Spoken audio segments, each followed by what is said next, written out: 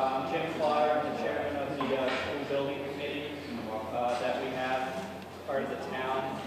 And we're undertaking this whole study, and we have tonight our consultants with us to bring us through number 3 workshop.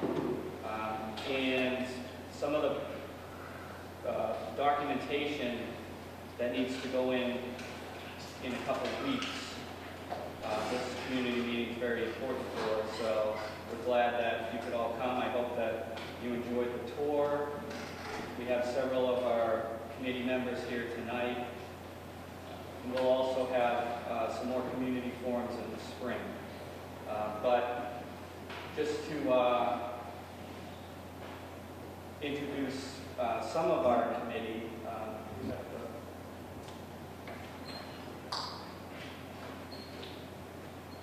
we have representation from all parts of the town.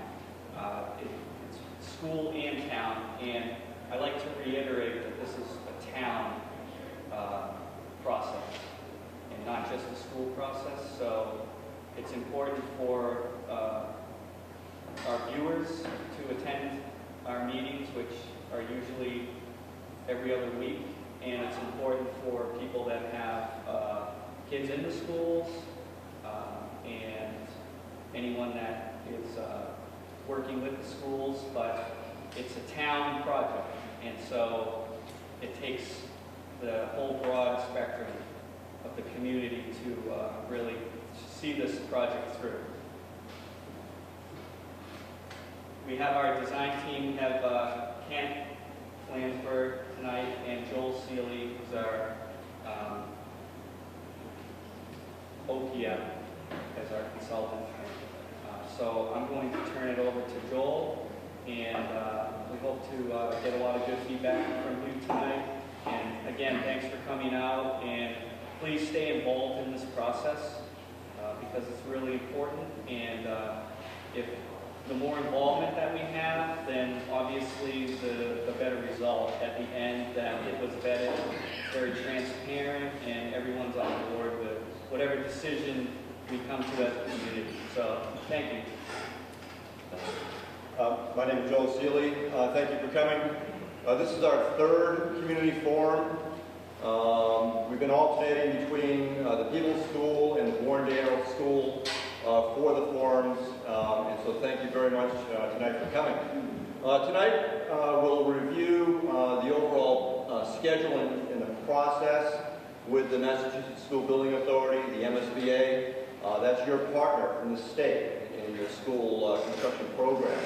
We'll also recap Community Forum number 1 and Community Forum number 2. Just what transpired at those. It's a really good conversation, good information at each of those 2 prior meetings. And then we'll talk a little bit about where we are with the design options for the elementary school system for Bourne, and how those options will address the needs of the students as well as the community.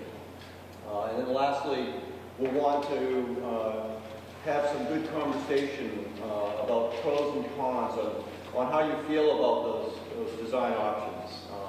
It's meant to be very interactive. We'll take a lot of notes and then bring those to the building committee meeting that we'll have next week.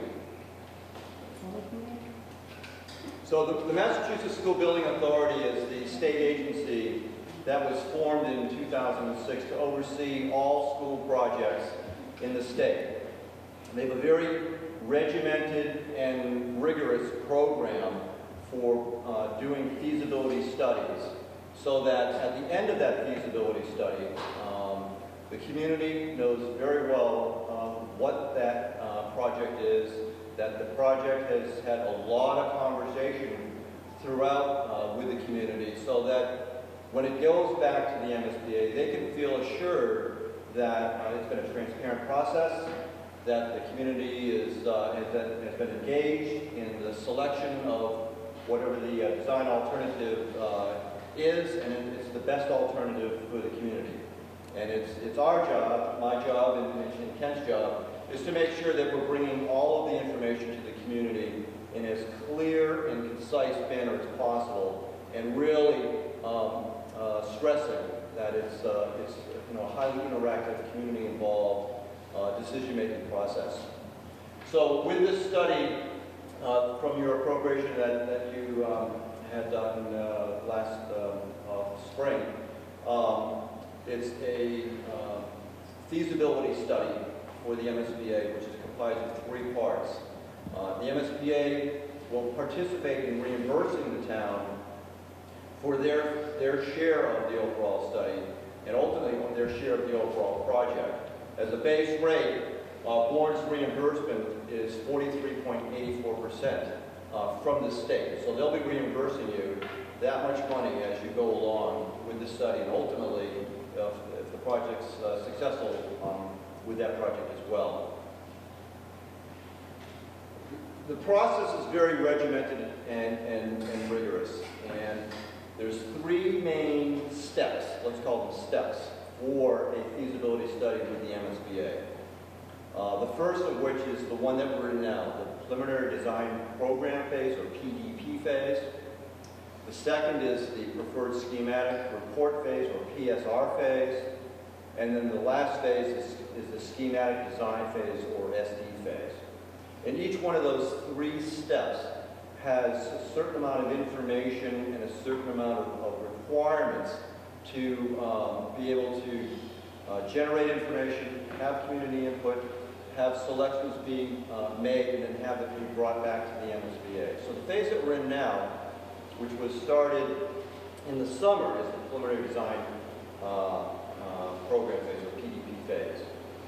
In that phase, the intent of that is to understand what the educational program is, to understand what the existing conditions are, the existing conditions of the schools around us, of your sites, and then to be able to develop the full set of design options to address those educational program and those existing conditions, to really develop a comprehensive design program.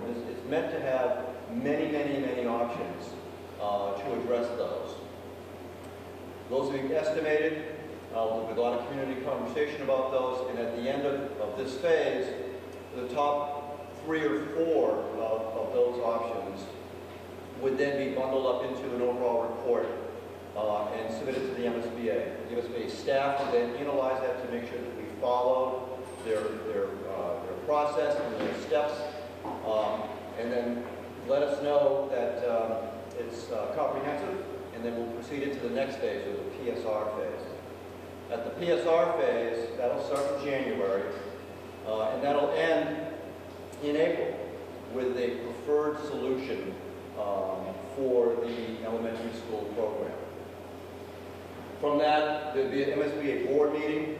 The board of directors will review that solution and then provide their approval and authorization to go into that last phase, the schematic design phase, which will provide detailed drawings and detailed investigation of that one preferred option to make sure that all aspects of that preferred solution are studied, are understood, that all aspects of the site, as well as different construction conditions are reviewed and analyzed, so that at the end of that phase, the community knows very well in detail what's that overall project. And then that will then go to the board of directors, who will then vote to authorize you to bring that project to the voters. So how does that look like in a timeline? So we started in the summer with the PDP phase. That'll go be submitted on December 18th to the MSBA. We'll start the next phase, the PSR phase, in January. That will go to April of 2016. There'll be an MSBA board meeting to then authorize us to go to the schematic design phase, which will happen over the summer. Early fall, the MSBA's board will vote on approving that solution, that schematic design solution, and then that's what will be brought to your community for an overall vote and appropriation. So there's many months to have a lot of conversation, exactly the way we're doing tonight, and exactly the way we've done in the last 2 meetings. So during the PDP phase, we've had planning on 3 community forums. In our PSR phase, we'll have 3 more community forums, spaced roughly a month apart, all to reach consensus and agreement on what that preferred solution would be for the submission in April. And with that, I'd like to turn it over to Ken to talk about the recap of community forums 1 and 2. Thank you, Joel. Just to give you an overview of when we talk about the scope of this project, there are 4 options here. And these were different enrollment scenarios and grade configurations that were requested by the district that the MSBA reviewed and supported. And of which there's an option 1 that's a K-4 elementary school for 250 students. The next option is a pre-K through 4 student. This is district-wide. This would be all elementary school students for both schools for 725 students. The third option is a pre-K through 5 option. This would be district-wide elementary school, pre-K through 5 in 1 building. And that would alleviate some of the pressure on the middle school of that option. Through the first visioning session community forum here, there's a lot of conversation and meetings with the leadership team that a K-5 option that is a neighborhood school, that would be a 410 student school on this side of the canal with the 5th grade. And that's an option that we didn't have on this list the first time we came to you. The district wrote a letter requesting this option so there could be a better comparison of all the options. The MSBA reviewed that and now supports this option, so this is now in the mix. So there's 4 options that focus on the study, and this is the study scope. I'm going to go into further explanation of the impact geographically, what happens with these options in a second. The 2 sites we're focusing on is the existing Bournedale site and the Peebles School site with the greater campus of the middle school and high school. Now,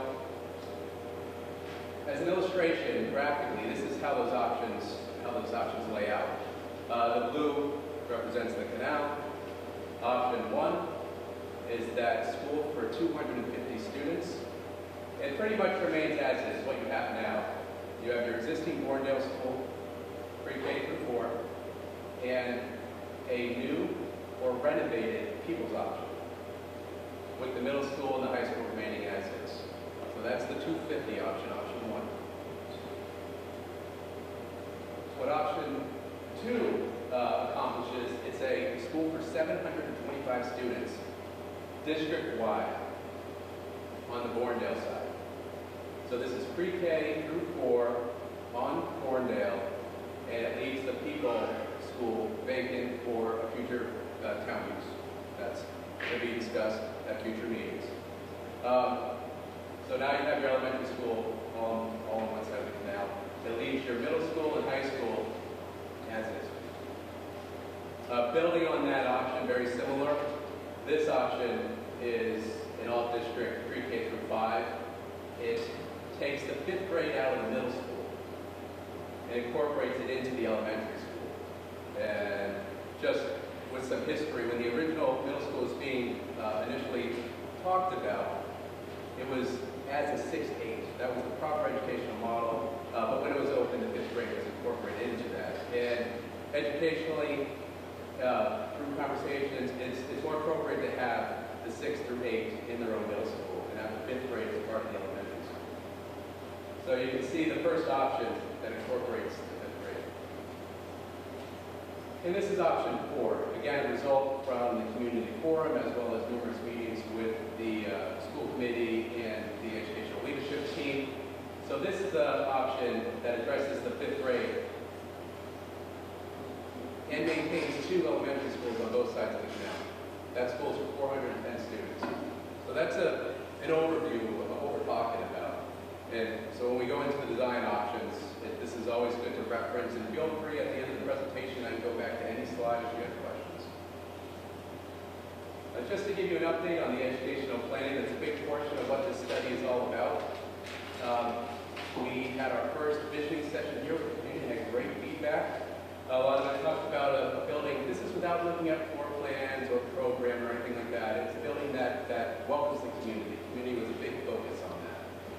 Grading spaces that were focused on 21st century learning, technology used throughout. And also, we met with the leadership team that consisted of the superintendent, the principals, and other faculty numerous times. And a set of guiding principles was established. This is by priority, that the community was number one. That was at the top of the list. And a new school, whether it's an addition or renovation, should be a place that you want to be. It should also look to the future, but also incorporate elements from the past. So tradition is important to be incorporated into this new project. The community access. Having this more than just an elementary school during the day, but the community use this space and have it as a greater resource after school and over the weekends. More community involvement. The next was innovative and creative spaces. Focus was on visible learning and creating flexible and adaptable learning environments. So this goes to 21st century learning. There's technology infused throughout. These classrooms can be multi-purpose, and there's a real focus on being creative with the use of space. The next was creating learning communities in a collaborative environment. And then a focus on 21st century learning, inquiry-based learning, or project-based learning, and creating spaces that the teacher as a designer. And so these were priorities and design principles that we're going to carry through all our conversations when we look at design options. We also talked about design patterns. This goes more to the feel and the use of the space and some of the architectural components, such as transparency into selected spaces. So the student population and teachers get a sense of what great work is going on inside of the building. A focus on multi-purpose spaces, collaborative spaces. The maker space, you have a great program at the high school. It's an all-district program, the Renovation Studio, and the elementary school students take advantage of that. And so there's conversation, can that be created in the elementary school, kind of a miniature version of that, and be incorporated into the program. So it's a great conversation. A real focus on indoor and outdoor learning spaces, and extending the learning environment to the outdoors, and classroom neighborhoods, where different age configurations and groups can have a team space and have a sense of community within a larger elementary school. So these are the design patterns, just a summary of that visioning session. So from there, we started to dig a little deeper into the programming, some of the spaces. And this is without looking at a site or anything like that.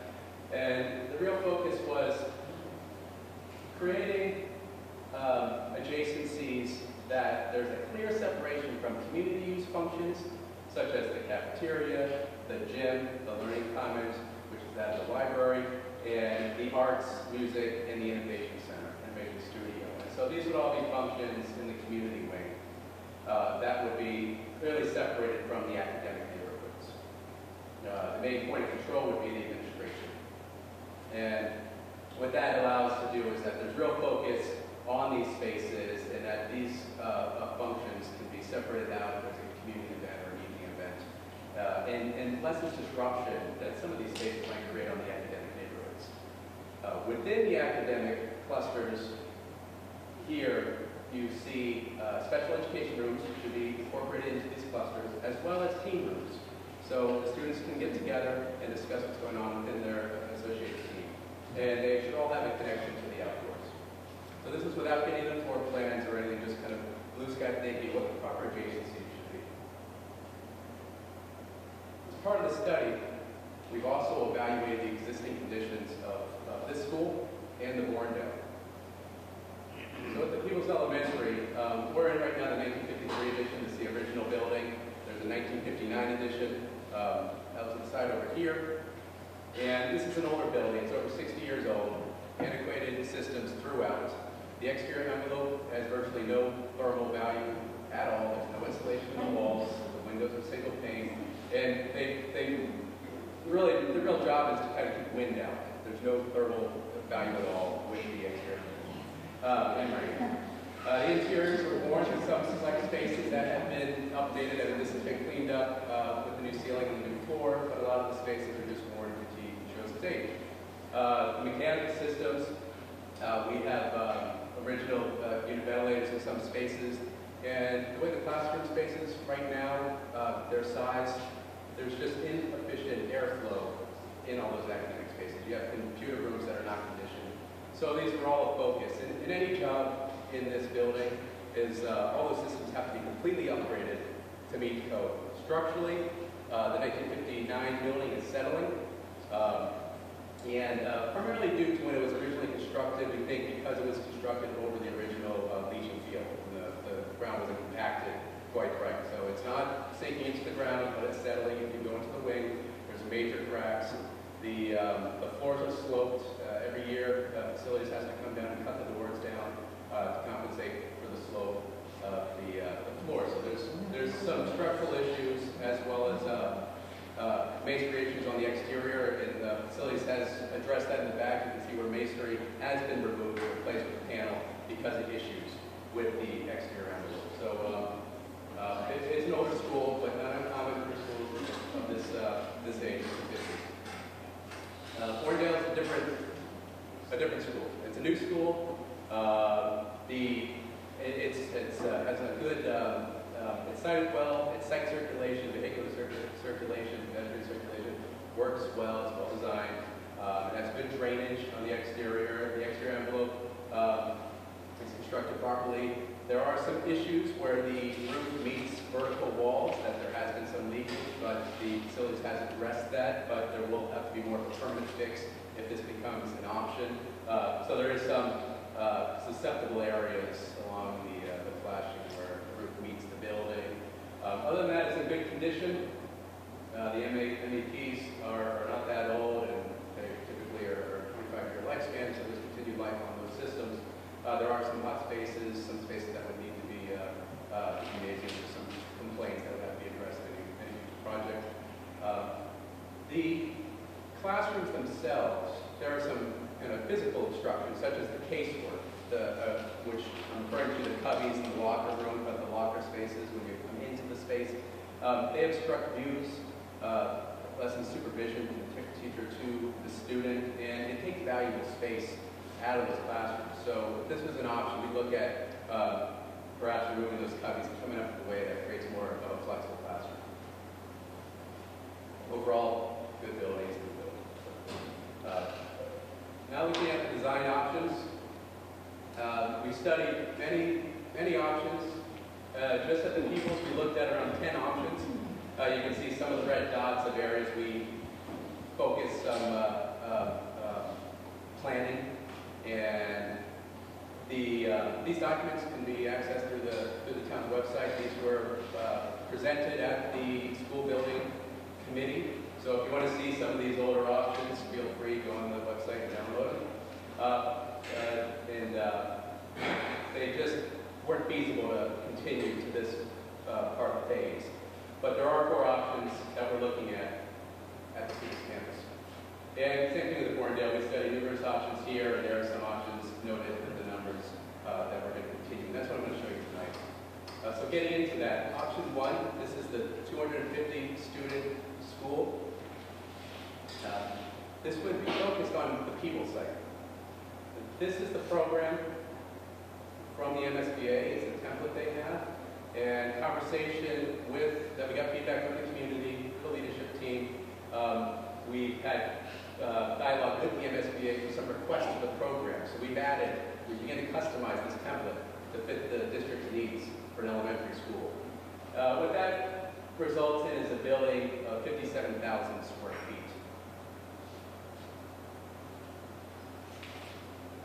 And this is option 1. It's a new option at the Peebles site.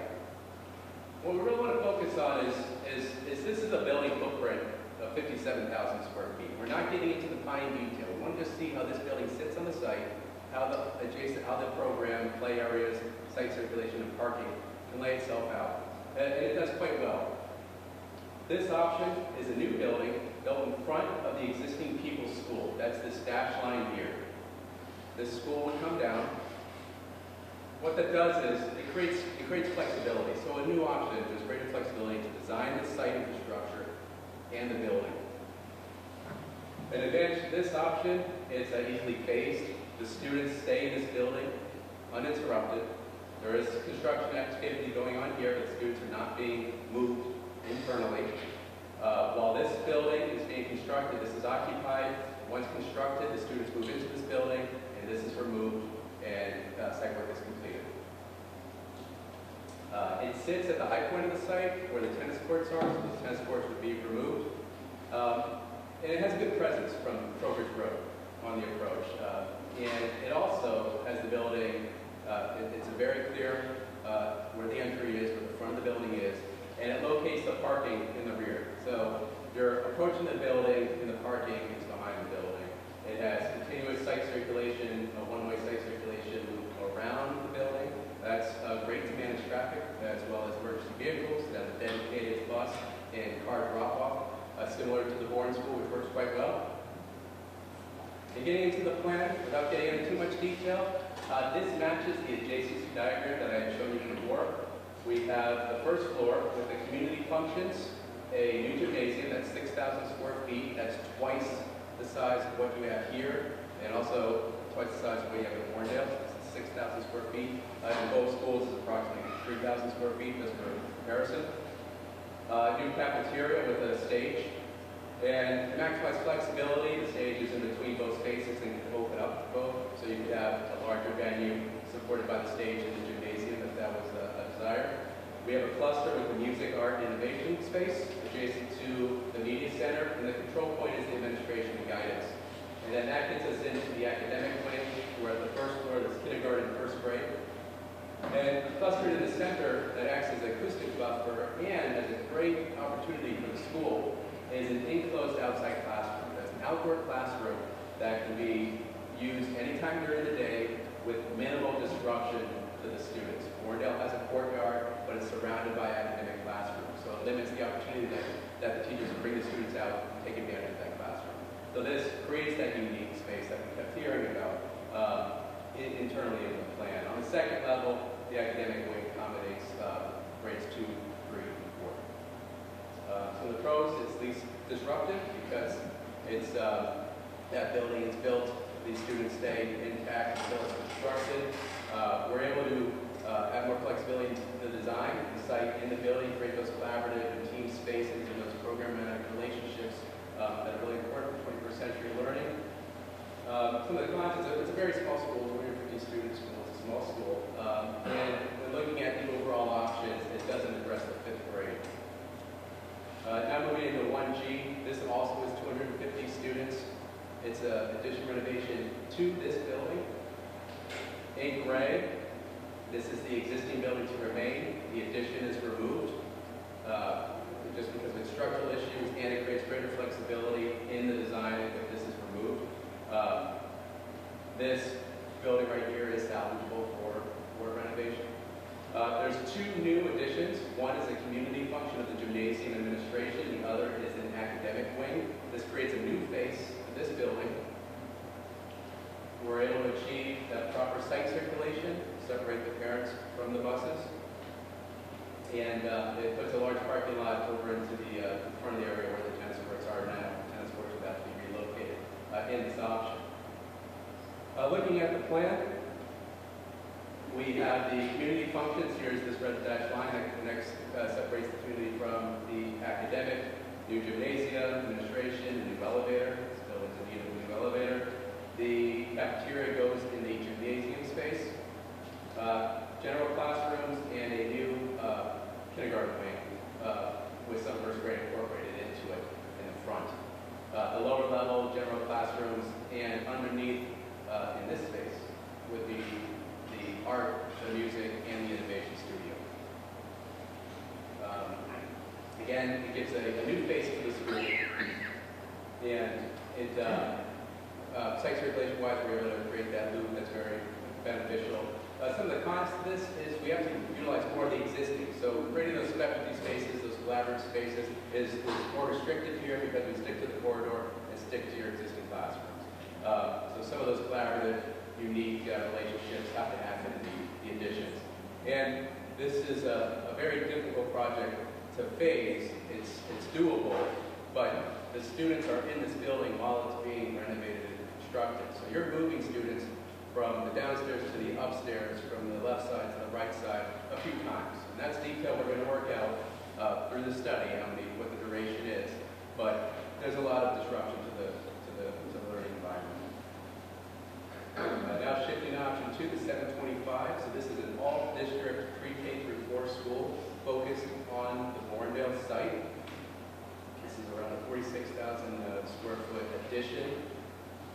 Same program. We have a total square footage of approximately 115,000 square feet. 68,000 square feet is existing in the building. This gray area is your existing Bournedale School. This would be the new addition to the east, completely restructuring the site circulation of parking on this side. So where you currently have all parking and some vegetative areas, this would be building and parking. Okay. Most of the utilities are coming on this side, so we want to stay away from that so the building stays operational. A new parking lot, because the school population has increased, would be located on the west side of the school. Getting into the plan, what we have here, again, is your existing school. So the adjacencies and the way the classroom relationship to the community spaces remains as is. What's created here is another academic wing. So this is unique where you can have a lower elementary school of pre-K through 2 in the existing classroom space, and the opportunity to create an upper elementary of 3 and 4. And they're controlled by the administration. So experientially, as the students go to the next tier, they go to a new section of the building. And there could be advantages to that. The gymnasium is doubled in space and the cafeteria is doubled in space. Okay. Going to pros and cons, there's greater resources because all the district schools, they're in one building, all the teachers and all the specialists are in one building. There's clear separation of the academic wings. Some of the negatives would be it doesn't address the 5th grade. There's minimal phasing. There would be some work, surgical work that happens in that existing building to meet the space standards and the amount of classrooms we need in that existing building, but minimal. Also, it would leave the Peebles School empty. So the pro and con, but it would leave this school vacant. So now looking at option 3, 885, this is pre-K through 5th grade, one school at Peebles. It's 131,000 square feet. So the organization is very similar to that previous option, just this wing became much larger. Greater parking, because we've increased the student population. Again, we have the 2 academic wings that are joined together and controlled here by administration, and we can clearly have that community core of the expanded cafeteria and gymnasium space. So again, similar to the previous option, just on a bigger scale. So this does address the 5th grade. It provides leaving some space demand on the middle school. It allows the grades 6 through 8 to have a program that they don't currently have. They're restricted a little bit to special education needs. There's collaborative spaces. So it would be an opportunity to address the middle school as part of this project also. As far as the spaces that may become available.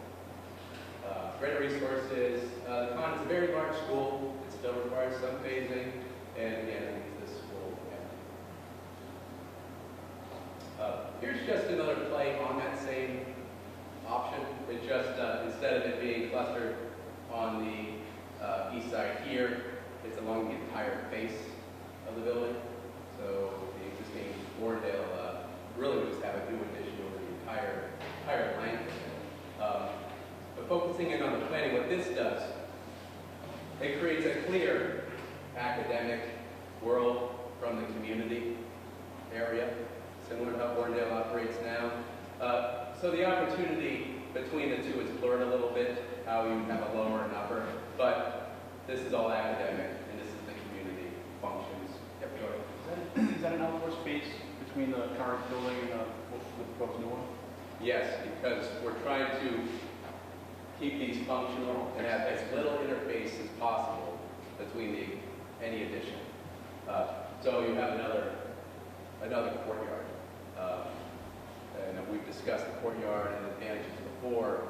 This one is restrictive a little bit because you still have, it's flanked by academic spaces, so it could be disruptive on its use. You'd have to, it doesn't offer as continuous use as some of the other options that I've shown there. So the pros and cons are very similar to the other option. It just looked at a different design configuration of that wing. And now this is the option 4, the 410 option that was recently accepted by the MSBA at the request of the district. So what this is the 410 for K through 5 on the Peebles site. So this is a smaller elementary school with the K through 4 and then the entire 5th grade as part of the program. Total square footage is 72,000 square feet. The design, again, is similar to the new option you had seen here. This is a new option built in front of the existing. The existing building, again, stays functional while the new building is being constructed and then removed once the new building is completed.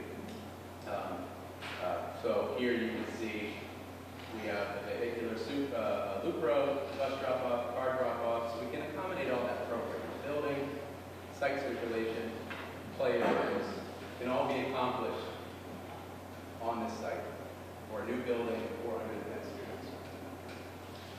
Looking at the planning, again, without going into too much detail, we meet the adjacency diagram of the community wing and the academic wing with control the administration. We have K, 1 and 2 on the first floor, and we have 3, 4, and then the 5th grade is clustered in their own wing on this option. This addresses the 5th grade. It's a new building on this site. We're able to remove this building. That creates greater flexibility in the site design, in the building design. We're able to, a new option can accommodate some of those 21st learning design patterns we talked about previously. So the cons is for the 5th grade being part of this project on this site, students from Bournedale would have to go from Bournedale and spend 1 year in this new building and then transition to the middle school. So there's one more hop that the students at Bournedale would have to do versus the students who attend the 410 option from K through 5. But again, it does address the 5th grade. And now looking at that same option but in a renovation addition, you see a much bigger addition to the front of this building. Here's your existing building, maintained just like the previous option. We're able to accommodate site circulation, a larger parking lot in the front of the school, the community wing, and all the academic that would go with it. So as you can see, it's just a much larger addition that can accommodate the additional footprint. Again, it creates a new face to the building and accommodate the students. And this, again, is going to be have some phasing constraints because you're working within the existing building while students are going to school here. This one not as much as the previous because you're creating a larger addition that you can swing students in but still disruptive to their everyday. Okay, so that was a lot of information, and this is going to be posted in between films so you can see all that information. And what I'd like to do now is just give you a preliminary look at our first take on the cost estimates for all those options. So in this chart we have all 4 options with the new and add renos, so there's 7 in total. And what you see here is how big they are, the gross square footage, and then the construction cost here, which is the building, hazmat, demo, site work, and that's called the hard costs, so that's all tallied up. And then soft costs would be fees, expenses, FF&E, which is the loose stuff, furniture, technology, and contingencies. And then we have a line here, other town costs that we have to discuss per option if there are any associated with it. So looking at the new option for a 250, the 1A, 57,000 square feet, you're looking at a total cost of $37.98 million. Okay, and we don't see any additional town cost in this option because you're alleviating this building. It's being demoed for the new school, and you have the existing Bournedale untouched. That's not part of this project in this option. Bournedale remains in this site as the new school, and this building is addressed in that number. 1G, the ad reno, 37.35. They're very close. Very close.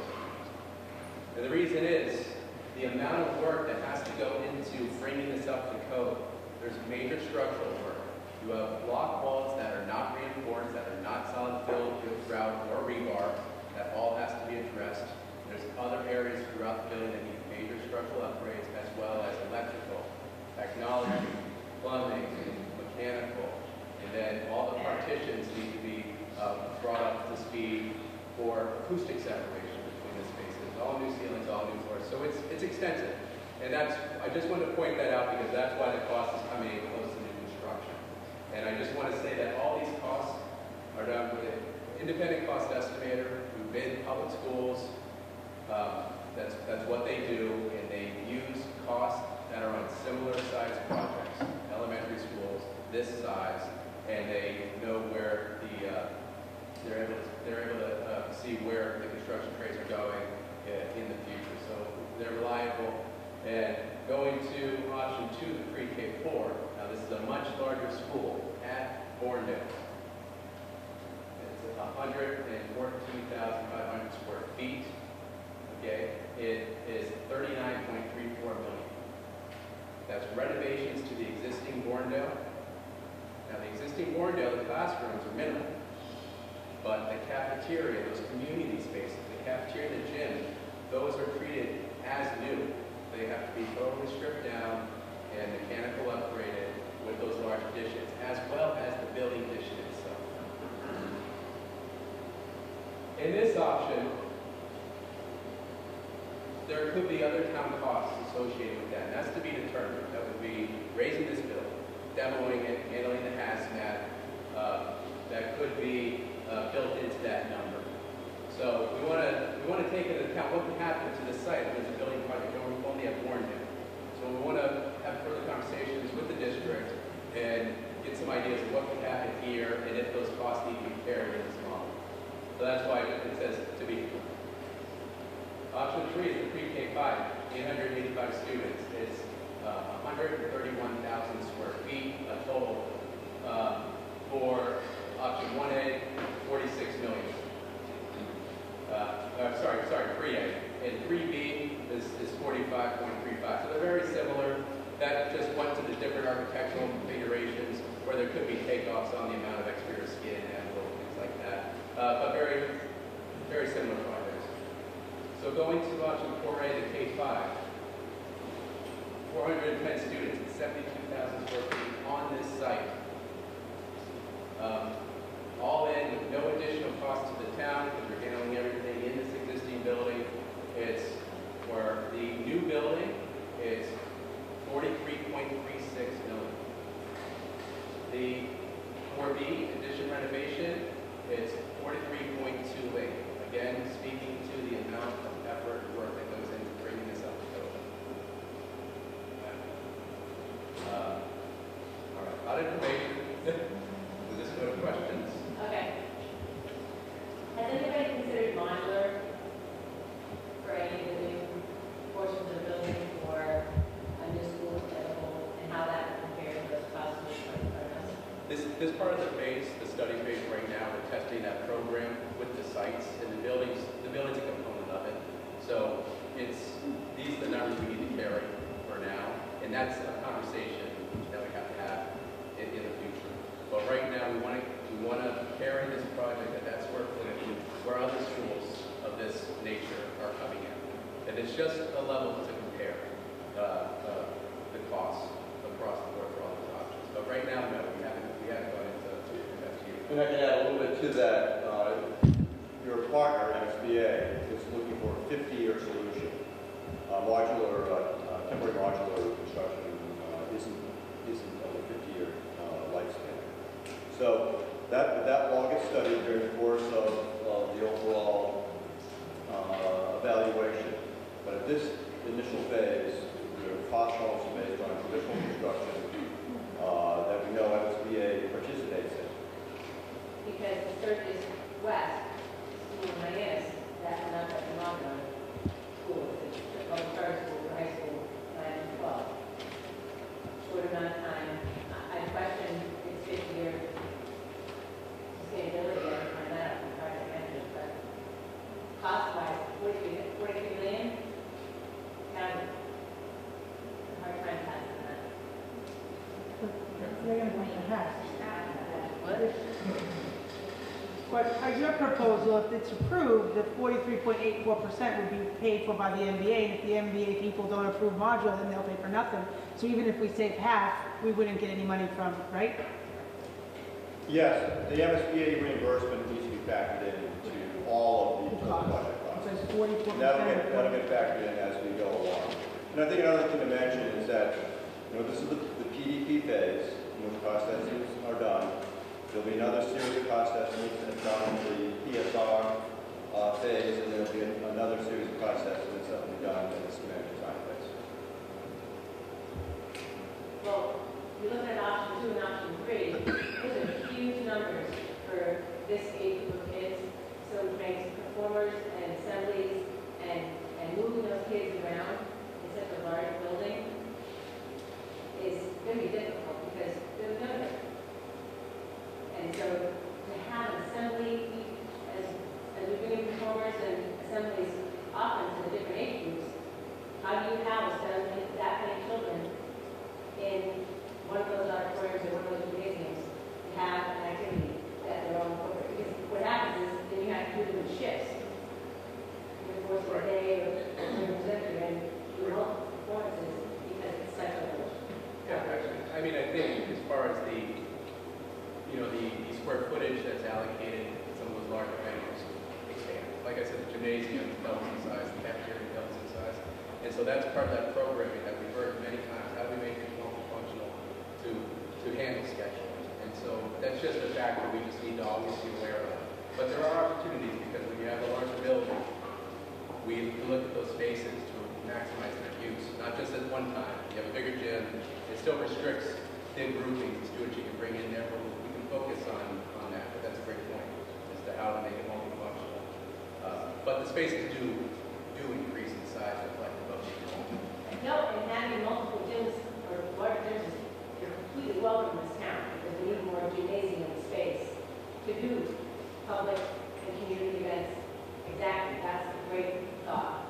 But logistically, having the kids at this age group in a gymnasium, several hundred children of that age group is going to be nearly impossible to try to keep it quiet and sitting and paying attention to any performer.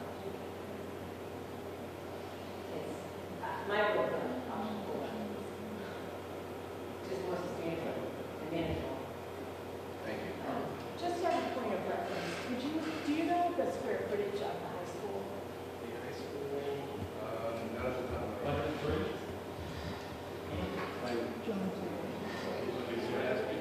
How big is the high school? It's about 150, 160, like that ballpark.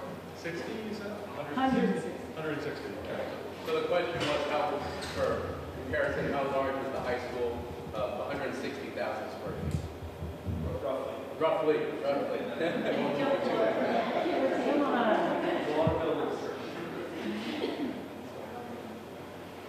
Yes. Is there a significant difference, if any, in timeline between like the new construction versus renovation? Like, does one of them take longer than the other, and is there any significant difference? So let's start from the beginning, and then we can then visualize the differences. So we're in the study phase, which will conclude with the schematic design submission to the MSBA board in the summer of 2016. Receive their approval, and then it will come to the voters in the fall of 2016 for a special town meeting and debt exclusion note. It's just, you know, if it moves along in this process. So we are at the fall, late fall of 2016, with an approved funded project, if it goes that way. It'll take about 8 to 10 months to do the detailed construction drawings for the contractor to ultimately get bid. So with a construction start forecast of approximately October, November 2017. So let's say that's uniform for all 7 options. There are differences between the durations, though, between those options. Options 1A and 4A, which are the new construction at Peebles, would forecast a school opening the summer of 2019 with the following demolition and site work of the existing Peebles School and parking lot and such, leading to the late fall of 2019. So let's call that as a bookmark, the shorter of the construction durations.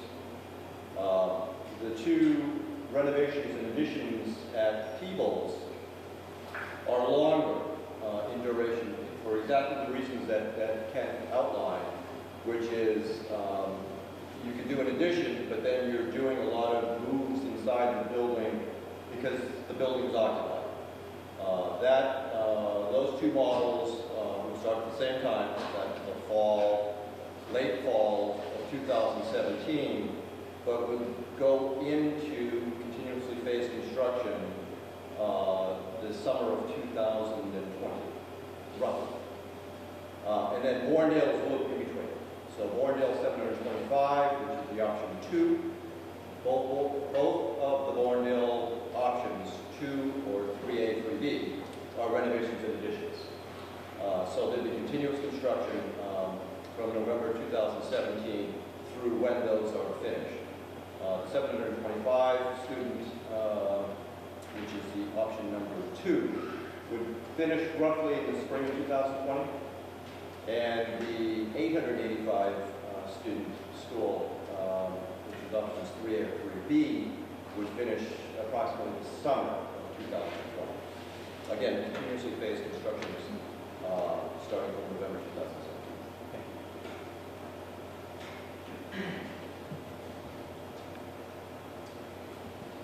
When you've done, I was not at the first few meetings, so I'm curious the feedback of having one school on the other side of the bridge, and anybody really thinking about committing all of those buses from this side to go across the bridge on the scenic highway, and then the logistical nightmares that we all experience. I mean, we're used to it because we live here, but at the same time, we have to drive.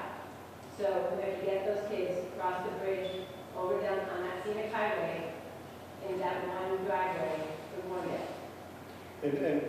And that's an excellent, insightful observation. Where we are in the process is that the first community forum was to really explain what the study was that you've now embarked on, and talked about what educational visioning was. What is the elements of potentially what the new schools could be, schools could be envisioned as. The second community forum really talked about what the existing conditions were and the findings of these 2 schools. And now we are embarking on assessing what the options are, the design options.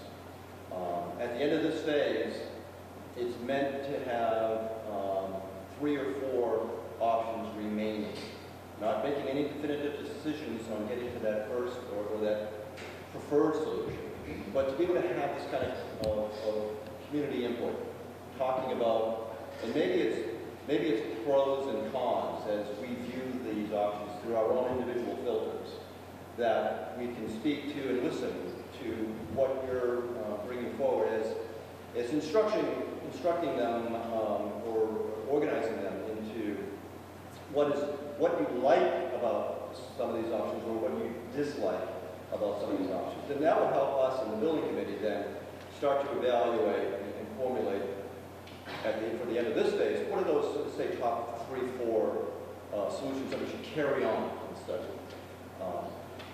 January to April, we will then have more community information, more community conversation to get to the one.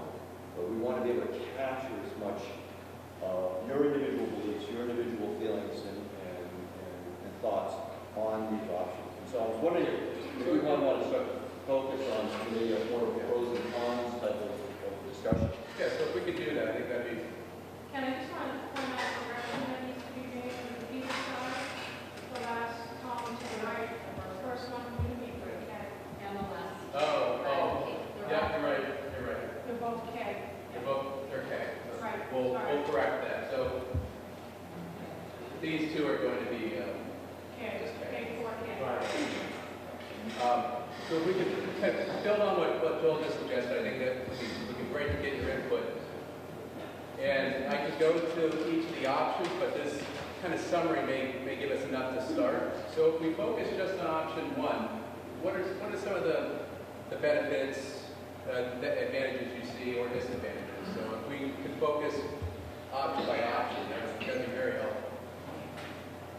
So option 1 again is a new or renovation on this site, the Peebles site. The community school aspect of it, each smaller community schools is possible. Smaller community school, this an elementary school on this side. Being other middle school and high school, like a lot of middle school and high school kids come over to Peebles, or we go and use their resources. It's like campus resource. Right? No disruption to learning while it's being built. For the Option 1 and new option. yes. The new option. Option 1A. So please disrupt. Are there any benefits to doing, because it doesn't seem like, when you look at the money, just the money aspect, doesn't seem like it would be a benefit to using the existing school law. Yeah, so So I'm just seeing that those, I almost, for me, took them right off the table, So- because if they're about the same amount of price, right. So then why would we even think about trying to add on, trying to renovate? higher cost on the renovation and Right. disruption. Seems silly. Okay, so it would be Very, Right. yeah.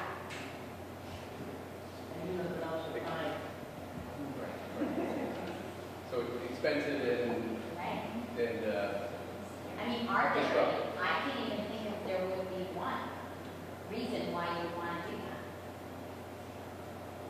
thank you. We worked very hard on these options.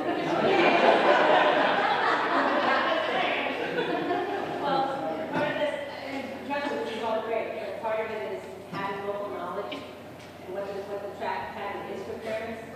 And so knowing that parents are concerned that well, pre-K kids don't take a bus, but if they haven't been to Bournedale from pre-K, they gotta get there to pick up their kids, get them there. It's a 2.5-hour program, so they gotta get there and get back.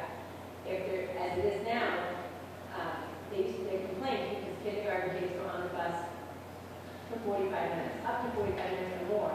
And we have traffic, because it just happens, it's an hour and a half. So keeping the schools, keeping a community school on each side of the bridge is really going to be needed for families, for traffic. So less traffic impact. Okay, great. Folks know that we're all we're asking.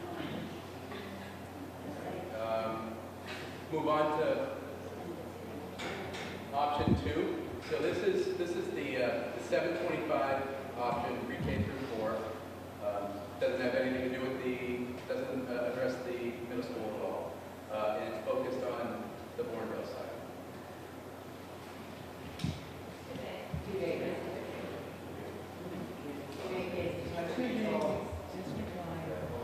I think one of the benefits is that you have all the elementary school resources there on a complex or campus. The greater resource. Yep. I'm going to get you in a second. I think it's raising his hand. Now, just so I'm clear, option 2 and 3, those do not include costs to remove the school Not right now, that's the to be So the determined. town still has additional costs to deal with this property.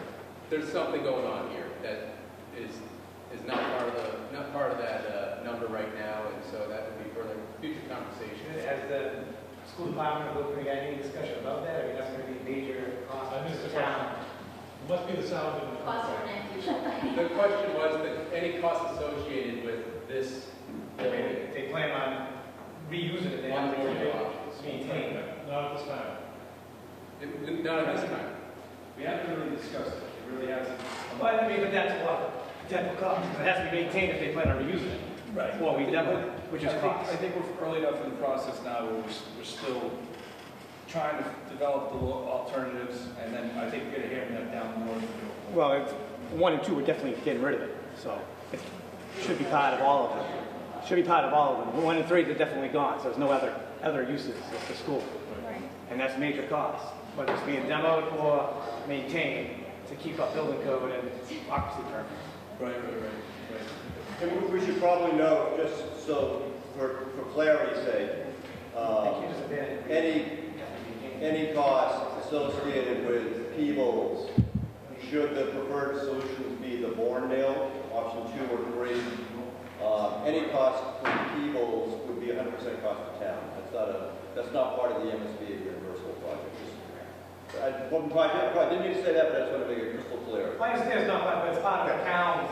Yeah, it would be a town cost. Can you explain, please, why we're not considering putting any pre-K in the Peebles site? On the Peebles site. That was part of the program that was sent to the MSBA, and the MSBA evaluated it, so it only speaks to those 4 options.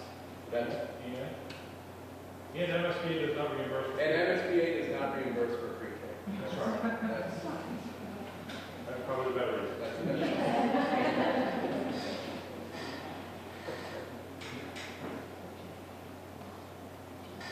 Option 2 is the Bournedale, right? The site. So it just totally disconnects from the whole campus connectivity that we're talking about, using the middle school students and the high school students and the resources that their buildings bring. It completely disconnects younger grades from using those resources. So that's a con in my opinion. Plus it would be a huge hardship, I think, for families have more than one child, I'm speaking for myself here, children of various ages. I mean, I'm going to be doing elementary school for a really long time. And driving to Bournedale for the next 10 years is just not something I'm looking forward to. As Susan said, with the traffic and everything else that goes along with the bridge, which is very unique to this town. And I think people need to understand that because, I mean, what do we have, a half day before Memorial Day because of the traffic? I mean, I don't think any other town has that. disconnect from greater campus And traffic impact. Okay. And also just for parents, logistically, trying to pick up kids, one set of kids is at Bournedale, the rest of them are here. This is a campus. It makes it very easy to be able to pick up children of various ages in one spot as opposed to driving across town and over a bridge. It does happen the other way though, for parents of Bournedale Yes. students. I was in a child was in That's 4th true. grade there and 2 at the middle school, so. So you can understand what I'm talking about. Yeah. Why don't we jump to option 3, which is going to probably have the same stuff. But I just want to, it's a larger school, 885, 5th grade department. I think we've talked a long time, many years, about bringing 5th grade back to the elementary level. It was almost like the extra frosting on the cake, if it could happen. But with option 3, I just thought about this too.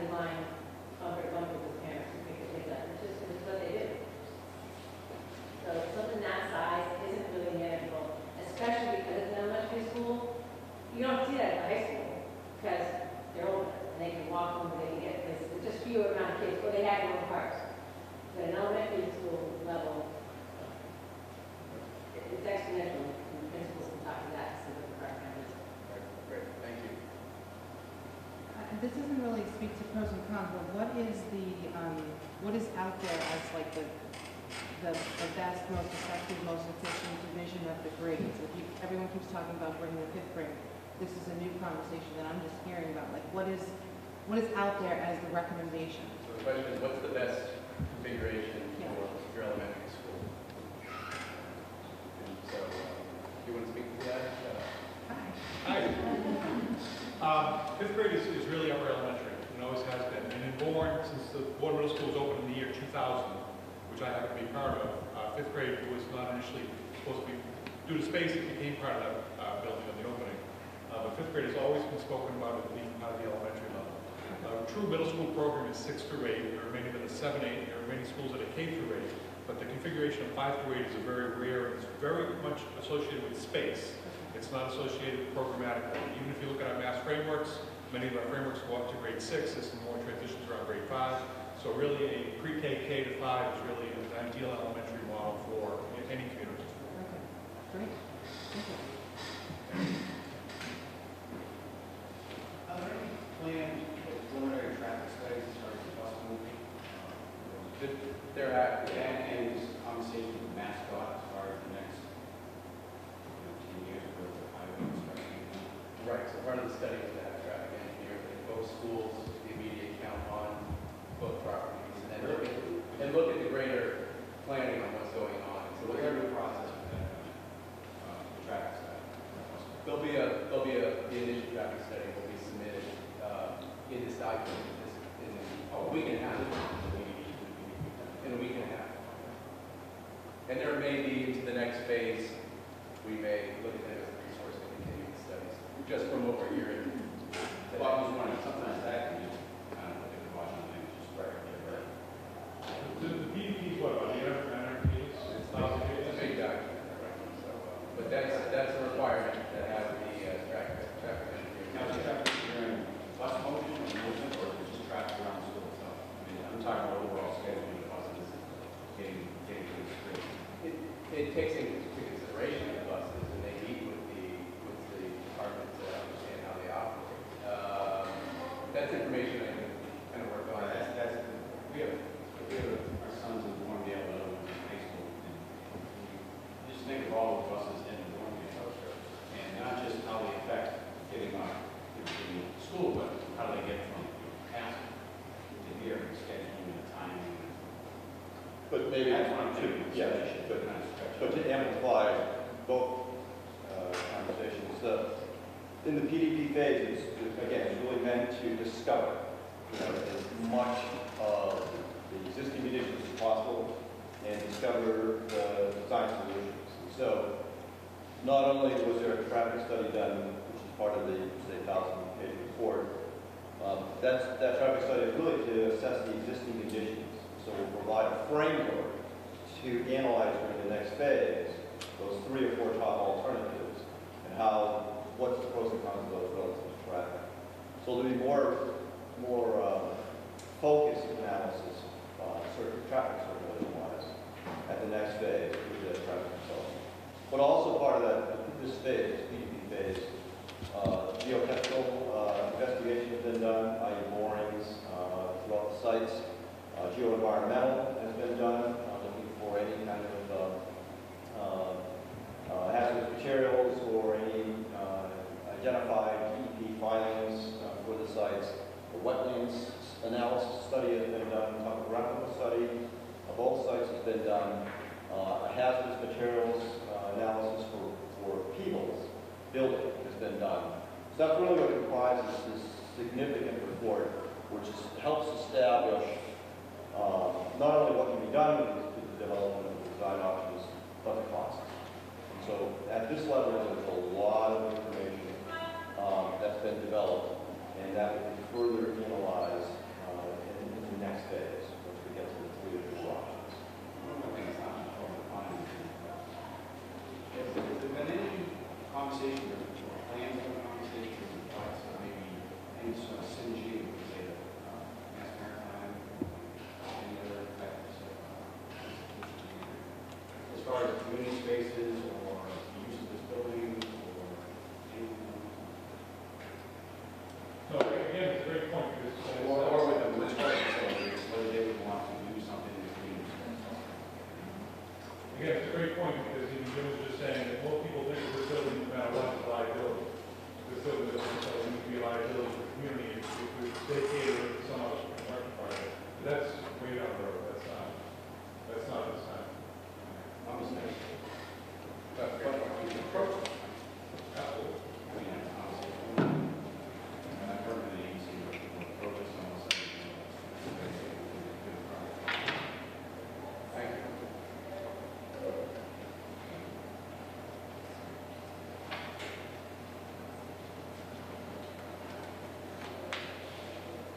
Any other questions?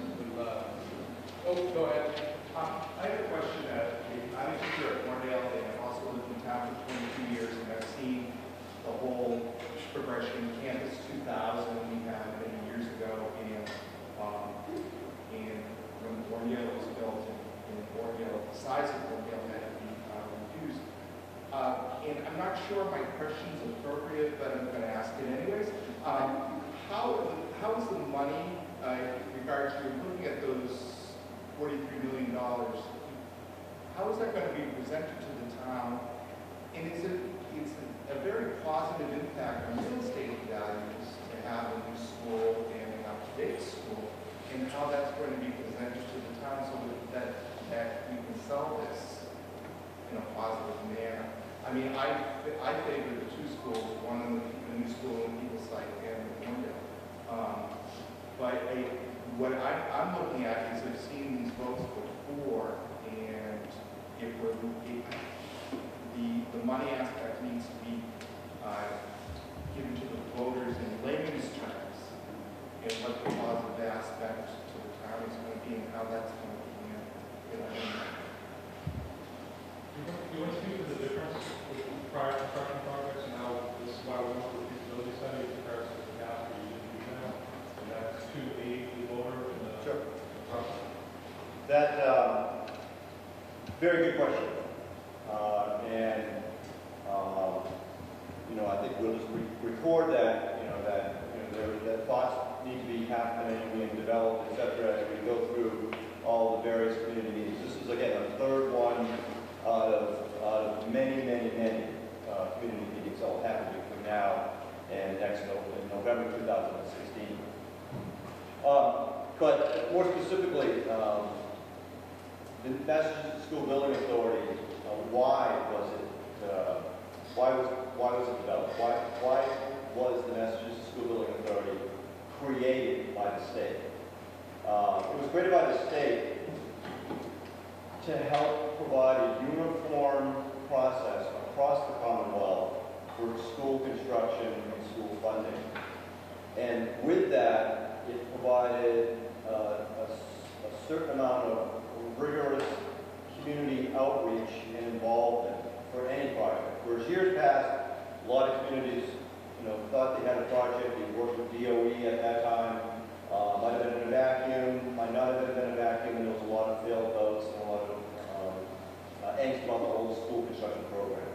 When the MSBA was formed, they really put that as a top priority, to make sure that any project that comes forward is a rigorous study about what exactly is that project, what are the benefits to the community, and that it's as transparent and deliberately open to the community as possible.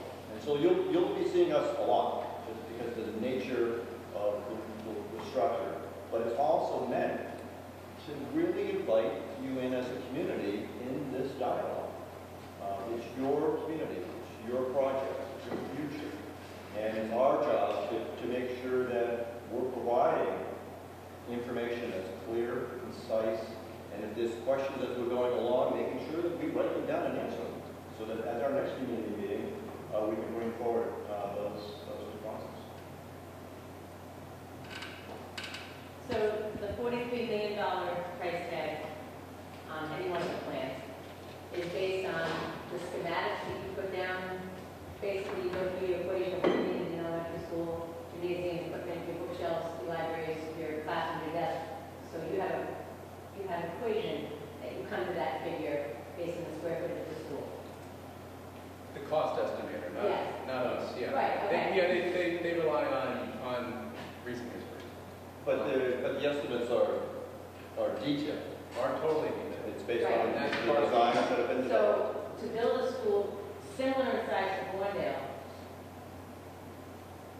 10 years later, 10 or 11 years later, 2007, right? That was $26.2 million, plus or minus a couple of million. They qualified for 26.2, I think, in 23 or 24. So, as you asked, we've got to sell $43 million price tag. But still, and I get the whole 43% reimbursement, but you're still getting 43% reimbursement on $43 million. that we have to sell to the townspeople as a plus and an addition to our community.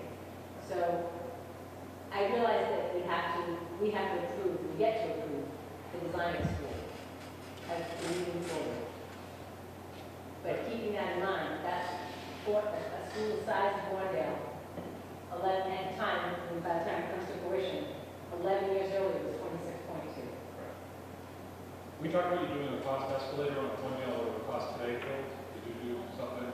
We haven't done that yet. Okay. But that will be part of that came out of the coming last out of the meeting. cost today to build that. If we projected out, yes. Right, okay. So that would be kind of a comparison. Well, it would be, I think that would be important as an element to sell to the public because of the cost elevations over the 11 years. At least, the more we can get them to understand and wrap their heads around it, in layman's terms, and apples to apples, because there were people who paid attention when Bournedale was built. And in fact, initially, the first draft of the schematic was rejected. And it took them to go, and they didn't even ask the MSBA if they could alter, how much they could alter their original plan. And their thought was if they altered, they were going to lose their first place in line. Until they finally asked the question, the town rejected the schematic, can we change this and how much can we change it? So it was a process that we all learned a lot going through. So it's still pretty fresh for a lot of us. Good point. So before we close out here, we just haven't touched upon option 4. I just wanted to get that since everyone's in the room. We just get some feelings on the option 4, new or the So this is the maintains the 2 schools on both sides of the canal, and then this would be the K through 5. I don't know how everyone else feels, but option 4 seems kind of nice. It satisfies a lot of the things that we're all bringing to the table. And now knowing that 5th grade really belongs with elementary school, I'm looking at this as options 3 and 4 are really the only 2 left. And I mean, 1 and 4? Right.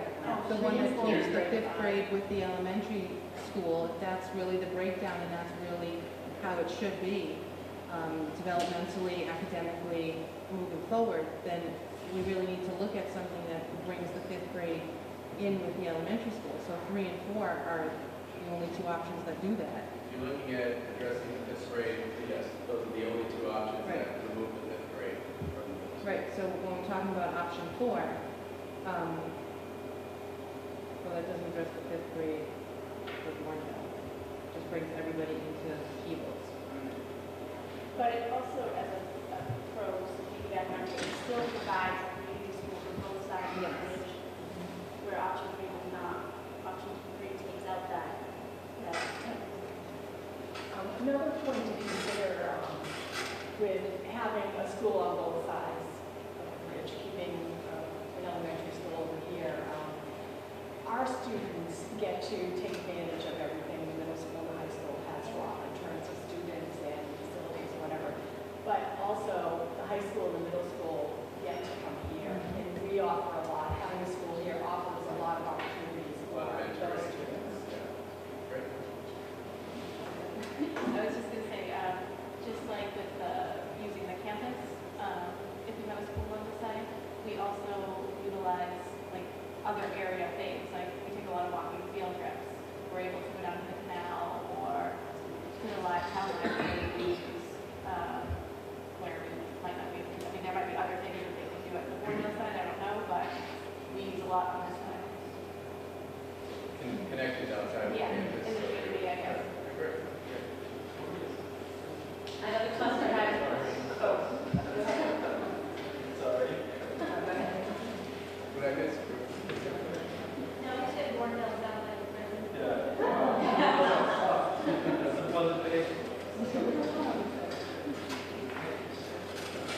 I'm actually a little more prepared with the option for myself, but I want to make sure I have this present on with the schools being Bournedale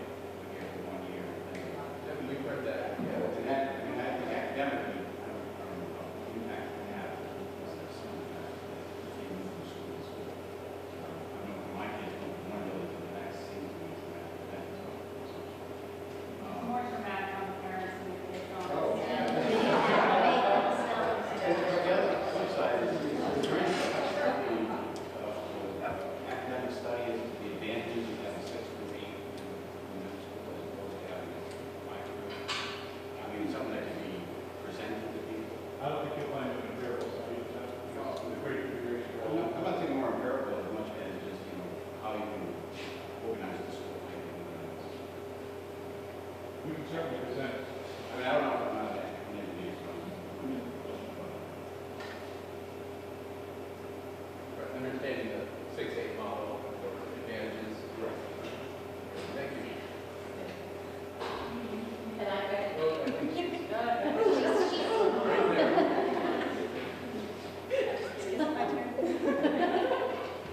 Just to provide a positive for the fifth grade moving over, it gives them an opportunity to kind of build a community together before they get put into a school with older students. To kind of come together, build that community, especially if, I think it was option 4 where you had fifth grade kind of be in their own wing. And they can be the leaders of the school and kind of take on that community and leadership. And then you can send them off to, you know, but together as a whole, send them off. Plus, they get to enjoy the elementary school playground, so they don't have that in the school, the fifth graders. They don't have a playground at the school, so they'll be allowed to do a recess as part of their day and get the equipment outside playground area. Great. Knowing that that might be an area of concern for some of the Bournedale families that the fifth grade have additional time, is there maybe a fifth option where Bournedale could be a pre-K through 5 and Peebles could be a pre-K through 5? I'm sorry, just. I think you have to think of it as, we're looking at one project, that would be 2 projects. Oh, because Bournedale doesn't have the space for fifth grade? No, you'd have to construct it, right, it doesn't have space, you have to Okay, construct it. all right, I'm just thinking, trying to get ahead of it, if that's going to be a kickback that we get for option 4. I'm in favor of option 4.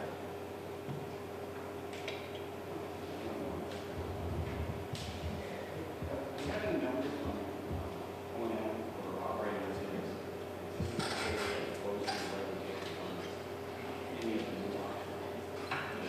Operations, maintenance, this building is cost a fortune. Yeah. I don't know, I mean, forget, away from just paying for the. But very safe for us to not go fall down. Okay? Well, that's not where I'm getting at. I'm getting at that heating on this wall.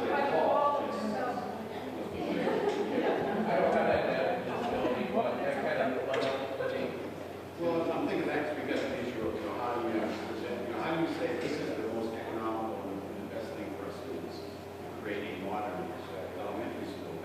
typically the operational cost of fund as the buildings were defined, as we go into future phases. That's when we have that information. But I think we have the numbers for this building now. And I'm just thinking, the more you can get this thing out to the population, the more they really understand it. And I'm saying it costs a lot. This doesn't cost as much as everybody thinks. What's that? This doesn't cost as much as everybody thinks. I think you find new construction, new mechanical codes, increase the cost of operations almost across the board for any village. This is, it is something that they look at through the whole process, the whole process.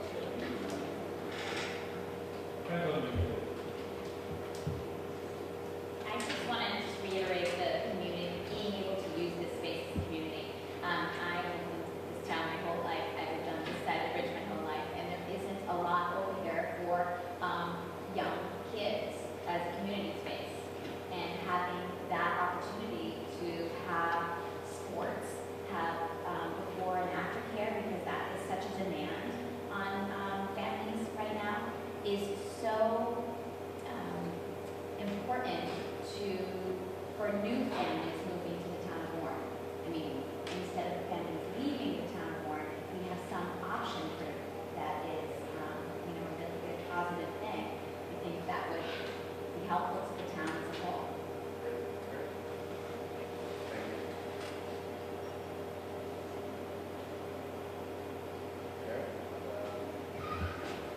Any others? I want to say these kids for a long time. Let's keep talking. Well, I'd like to thank everyone for coming out tonight, and please stay involved in this process. Again, our meetings are public meetings, we meet every 2 weeks, and we continue to talk about this feedback that we get at the community meetings. We're also filming as many meetings as possible, so those will be have a link at the town website. You can find all of